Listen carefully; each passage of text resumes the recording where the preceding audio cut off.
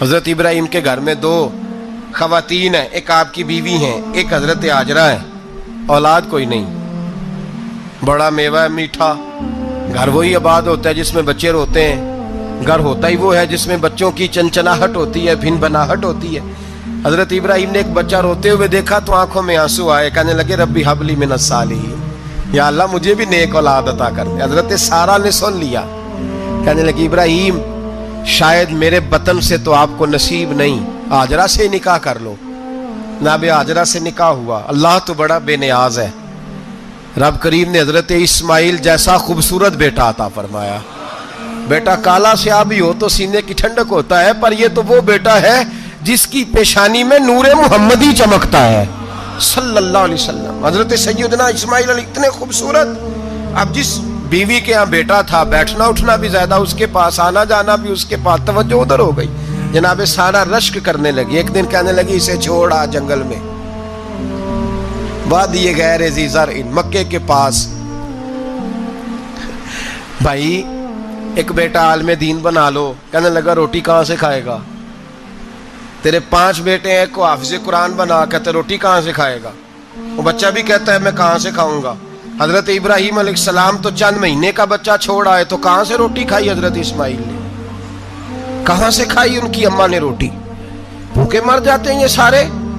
میں بڑی ذمہ داری سے کہا کرتا ہوں کہ جتنی خوبصورت روٹی اللہ کریم دین کے خادموں کو عطا کرتا ہے شاید کسی اور کے نصیب ہوتی ہو، لیکن ہم لوگ توجہ ہی نہیں کر رہے، ہمارا ذوق ہی نہیں بن رہا، ہم یہ محنت ہی نہیں کر رہے کہ قوم کو مستند علماء کی ضرورت ہے، علاقوں کے علاقے خالی ہیں، ادھر ہمارا مزاج ہی نہیں بن رہا، توجہ ہی نہیں دین کی خاطر۔ اور پھر چلے بچے تو بعد کی بات ہے نا، جو ابھی خود جوان ہے وہ بھی تو یہ دعا، ایک صاحب مجھے کہنے لگے میں دعا مانگ رہا ہوں اللہ مجھے بیٹا دے تو میں اسے دین پہ لگاؤں گا، تو میں نے کہا آپ بھی بوڑھے نہیں ہوئے، آپ خود ہی لگ جائیں، بیٹا تو ابھی آئے گا تو لگے گا نا، تو آپ تو اس وقت ہے تو آپ تو پہلے لگے نا صاحب، 2 گھنٹے تو نکال کے آئے، دین سیکھنے کو کافی ہے۔ آپ اتنی لمبی سوچ رہے ہیں کہ بچہ آئے گا تو بڑا ہوگا تو وہ جائے گا تو دیکھی جائے گی، ابھی تو آپ ہیں تو آپ تو آؤ۔ حضرت ابراہیم نے بچہ وہاں چھوڑا۔ یہاں سے جو عمرہ کرنے لوگ جاتے ہیں نا، جو حج کرنے جاتے ہیں، ان کو پتہ ہے کہ وہاں دنیا کی ہر نعمت ملتی ہے، پھر بھی ڈبل ٹرپل پیسے لوگ جیبوں میں ڈال کے جاتے ہیں۔ حضرت ابراہیم جب وہاں لے کے گئے تو کوئی انسان نہیں تھا، پانی کا قطرہ نہیں تھا، 2 کلو کھجوریں، ایک مشکیزہ، بیوی کو تھمایا۔ ہمارے گھر میں ہزاروں چیزیں پڑی ہیں، لیکن وہ جو توکل ہے نا وہ ختم ہو گیا ہے۔ اللہ دے گا، حلال حلال پہ قناعت کرے، جائز جائز پہ بھروسہ کرے، رب کریم عطا کرنے والا ہے، وہ مزاج ختم ہو گیا۔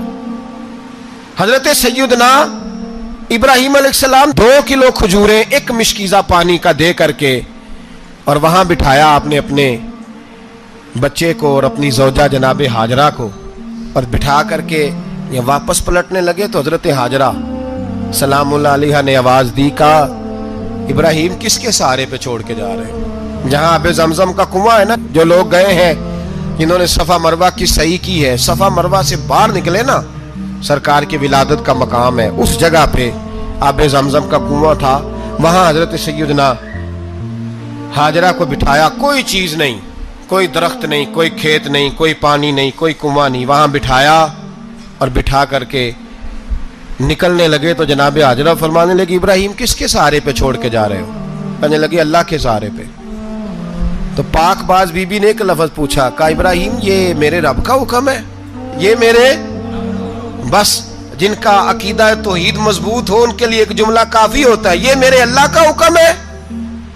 تو جناب ابراہیم علیہ السلام فرمانے لگے ہاجرہ ہاں رب کا حکم ہے۔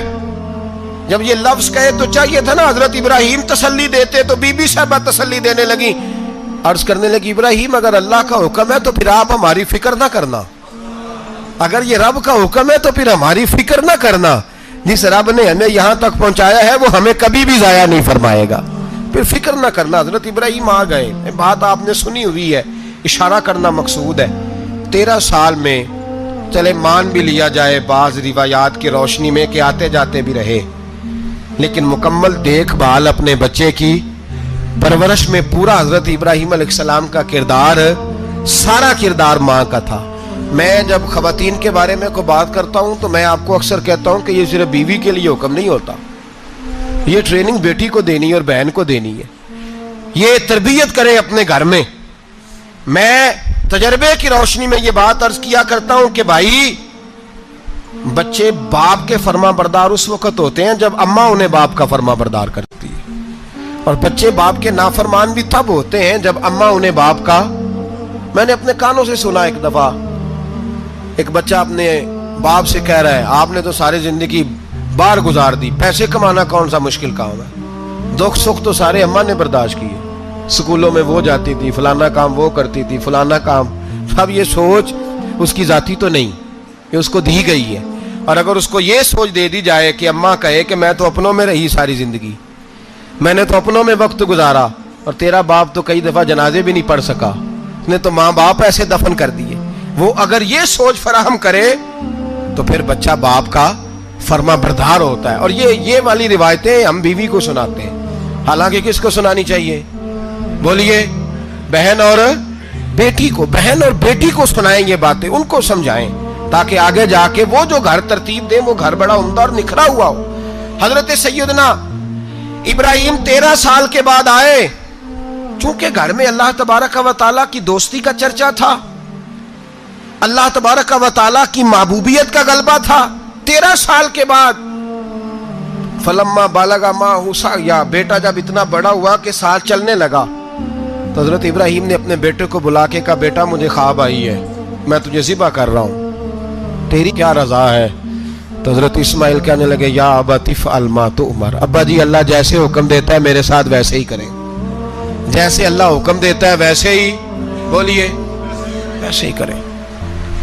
حضرت حاجرہ کو کہا کہ ایک دوست نے دعوت کی ہے تو وہاں جا رہے ہیں، بی بی مطمئن ہے، تفصیلات کی ضرورت نہیں، ختم بات، اعتبار ہے، مطمئن ہو گئی۔ شیطان پیچھے سے آیا اماں کے پاس، ذرا تھوڑی دیر کے لیے تصور جمائیے،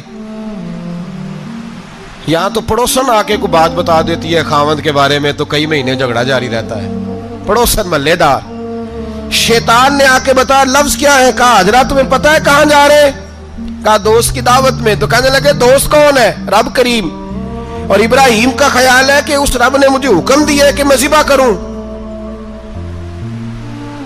تو حضرت حاجرہ کہنے لگی کبھی باپ بھی بیٹے ذبح کرتے ہیں؟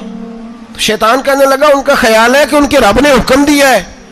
تو جناب حاجرہ فرمانے لگی اگر رب نے حکم دیا تو پھر تو مجھے شیطان لگتا ہے، تو مجھے شیطان لگتا ہے۔ کہا کیا مطلب؟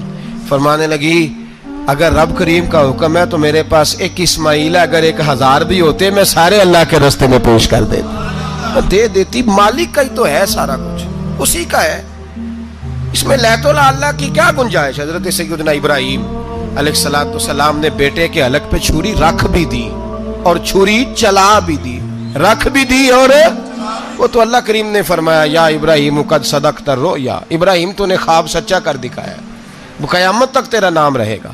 حضرت ابراہیم نے وطن بھی دیا، جان بھی دی، بیٹا بھی، اللہ کریم نے دمبے دیے، فرمایا یہ فدیہ ہے۔ اب یہ قربانی قیامت تک حضرت ابراہیم کے طریقے کے مطابق جاری ہے۔ حضرت ابراہیم بہت بڑے مہمان نواز تھے، بہت بڑے۔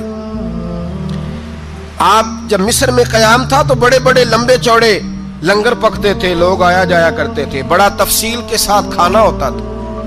مہمان نوازی آپ کی خاص صفت مبارکہ ہے، ہمارے ہاں بھی مہمان نوازی ہوتی ہے امیروں کی، بلکہ اب تو مہمان نوازی اس طرح کی ہے کہ کل تیری میرے پاس دعوت ہے اور پرسوں میری تیرے پاس ہے، وہی امیروں میں وہ چکر رہتا ہے، پارٹیاں دوست ایک دوسرے کو ڈالتے ہیں، تیری طرف پارٹی تیری طرف، اور اسی انداز میں اب یہ عید آئے گی نا ٹکا پارٹیاں ہوں گی جگہ جگہ، اور لوگ سوال پوچھنے لگے ابھی سے، کہتے ہیں قربانی کا کتنا گوشت گھر رکھنا جائز ہے؟ قربانی کا کتنا گوشت گھر رکھنا جائز ہے؟ سارا ہی جی، اس لیے فریزر لے لیں، فریج سے نہیں کام چلے گا، سارا ہی جہاز گھر رکھنا سارا ہی جائز ہے، رکھ لیں۔ او خدا کے بندے، قربانی وہ بندہ دیتا ہے جو سارا سال ہی گوشت کھاتا ہے، صحیح کہہ رہا ہوں؟ قربانی صاحب نصاب صاحب استطاعت بندہ دیتا ہے نا، تو وہ سارا سال ہی گوشت، تو سارا گھر میں رکھنا بھی جائز ہے، لیکن سارا دے دینا بھی تو جو آ رہی ہے اس پہ کیوں توجہ کرتے ہو؟ جو دوسرا جائز ہے اس پہ کیوں نہیں عمل کرتے؟ سارا تقسیم کر دیں، بات ختم ہوئی۔ یقین کریں محرم میں جا کے دوست ٹیلی فون کر کے سوال پوچھتے ہیں، کہتے ہیں صاحب سنا ہے قربانی کا گوشت محرم میں کھانا جائز نہیں۔ میں کہ نہیں، ربیع الاول چ بھی جائز جے، رجب رمضان تک کھاؤ، کوئی بندہ نہیں منع کرتا، اس لیے کہ کسی کو دینا تو پسند ہی نہیں۔ یہاں پھر اس میں سے جو خاص خاص چیزیں ہیں وہ اپنی فریج میں، اور باقی جو ہے وہ دوسروں کے لیے۔ یہ کیا طریقہ ہے ہمارا؟ قربانی اسلام کا ایک خوبصورت ترین عمل ہے، یہ محبوب ترین عبادت ہے اللہ تعالیٰ کی۔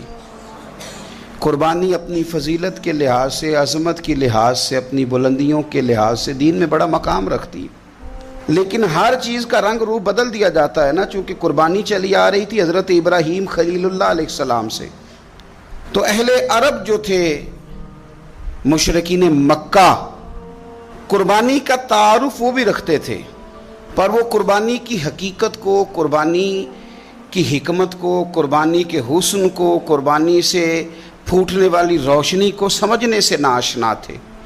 وہ کیا کرتے تھے کہ جب وہ کوئی قربانی کا جانور ذبح کرتے تو اس کا جو خون ہوتا وہ بیت اللہ شریف کی دیواروں کے ساتھ مل دیتے۔ قربانی کے جانور کا جو گوشت ہوتا وہ لا کے بتوں کے سامنے رکھتے کہ یہ خون کعبے کی دیوار سے خون ملنے سے اور بتوں کے آگے گوشت رکھنے سے شاید ہماری قبولیت ہو جائے گی، ہم نے جانور ذبح کیا ہے۔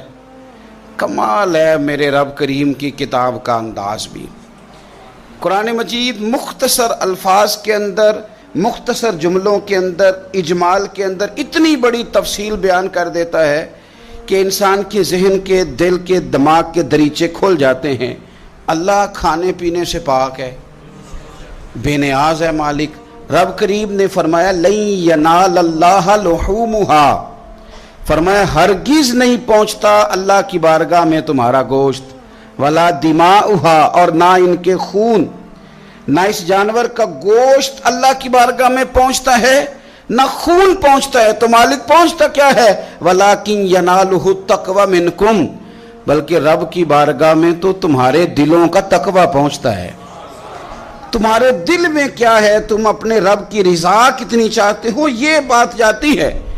گوشت اور خون تو یہاں رہ گیا، فرمایا نہ اللہ کی بارگاہ میں خون پہنچ رہا ہے جانور کا، نہ گوشت پہنچ رہا ہے، دل کا تقویٰ پہنچ رہا ہے۔ معنی کیا ہے کہ جانور خریدتے وقت بھی اپنے دل سے پوچھ لینا تیرا دل کیا کہتا ہے، نیت کس سے جانور تو لے رہا ہے، تیرا ارادہ کیا ہے، اور جب تو ذبح کرے تو بھی اپنے دل پہ توجہ رکھ، تیرے دل میں اس کے لیے کیا ہے، تیرے دل کے اندر تقویٰ کتنا ہے، اللہ کی رضا حاصل کرنے کا جذبہ کتنا ہے۔ اور جب تو اس کا گوشت بانٹے تو پھر بھی تیری نظر آنے والے بندے پر نہیں ہونی چاہیے، جس گھر میں گوشت جا رہا ہے اس گھر پر تیری نظر نہیں ہونی چاہیے، بلکہ تیری نظر تو رب کی رضا پہ رہنی چاہیے۔ اللہ کی بارگاہ میں جو چیز جائے گی وہ دل کا تقویٰ جائے گا، اپنے دل پر محنت کی جائے، دل کی خواہشات، دل کی نیتوں کو، ارادوں کو صحیح کیا جائے۔ ایک آیت نے سارا فلسفہ بیان کر دیا کہ نہ وہاں خون جاتا ہے نہ گوشت جاتا ہے، وہاں تو تمہارے دل کا تقویٰ جاتا ہے، تو جس چیز نے وہاں جانا ہے اس پر زیادہ توجہ ہونی چاہیے تھی، اس کا زیادہ خیال ہونا چاہیے تھا۔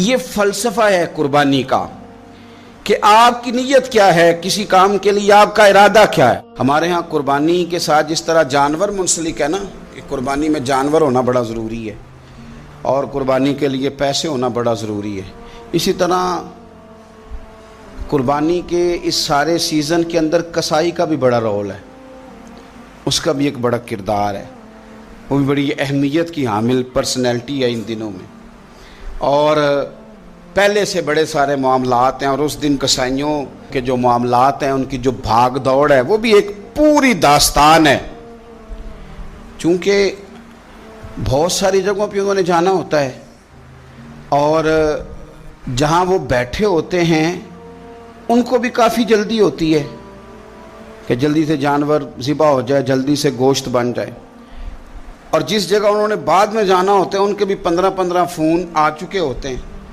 تو وہ جو خاص اسلام حکم دیتا ہے اس موقع پر، اور نبی پاک علیہ الصلوۃ والسلام کی جو خاص نصیحتیں ہیں اور حضور نے جو خاص احتیاطیں بتائی ہیں وہ احتیاطیں پوری نہیں ہوتی. دیکھیں آپ اس فلسفے کو سمجھیں کہ قربانی کی تعریف یہ ہے کہ مخصوص جانور مخصوص وقت میں اللہ کی رضا کے لیے ذبح کرنا ہے, اللہ کی رضا کے لیے. اب یہ نہیں ہے کہ آپ نے فٹافٹ آؤ دیکھا نہ تاؤ دیکھا, جس طرح کی چھری آپ کو مل گئی جس طرح ہو سکا بس اس کو مار دینا ہے.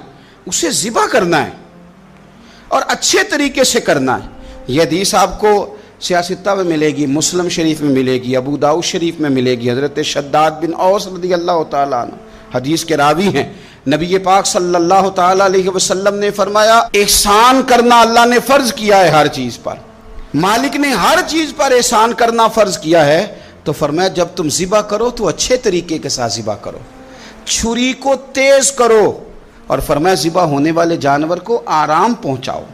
اچھے طریقے سے ذبح کرو, چھری تیز ہو, اسے آرام ہو, اسے تکلیف نہ پہنچاؤ. اچھے طریقے سے ذبح کرو, اسے ٹھنڈا ہو لینے دو, پھر اس کی کھال اتاری جائے, تھوڑی احتیاط کی جائے, اچھے طریقے سے چیزوں کو لیا جائے. آپ دیکھیے حضور ایک بات کرتے ہیں لیکن سوچ کے دھارے بدل کے رکھ دیتے ہیں. رسول کریم صلی اللہ تعالی وسلم گزر رہے تھے تو ایک شخص نے بکری کے پہلو پر پیر رکھا ہوا تھا اور وہ چھری تیز کر رہا تھا. یعنی بکری کو اس نے گرایا ہوا ہے, لٹایا ہوا ہے اور پہلو پر پیر رکھا ہوا ہے اور ساتھ ساتھ وہ چھری تیز کر رہا ہے. تو نبی پاک صلی اللہ تعالی علیہ وسلم نے کیا خوبصورت بات ارشاد فرمائی. حضور علیہ الصلوۃ والسلام فرمانے لگے تم اسے 2 موتیں دینا چاہتے ہو, دوہری تکلیف میں گویا تم مبتلا کرنا چاہتے ہو, اس کے سامنے ہی تم چھریاں تیز کر رہے ہو. حضور فرمانے لگے 2 موتیں دینا چاہتے ہو, چاہیے تھا کہ پہلے سے یہ سارے اوزار تمہارے تیار ہوتے تو اس دن کسی ایمرجنسی کا شکار نہ ہو. 3 دن شریعت نے اسی لیے تو رکھے تھے, اسی لیے تو وقت رکھا تھا. آپ اس طرح کا کوئی ماحول نہ بنائیں جس سے جانور کو بھی تکلیف ہو, اذیت ہو. میں نے کہا کہ میرے کریم فرماتے ہیں رب نے ہر چیز پر احسان کرنا فرض کیا. اچھے طریقے سے ذبح کریں, چھری کو تیز کریں, جانور کو آرام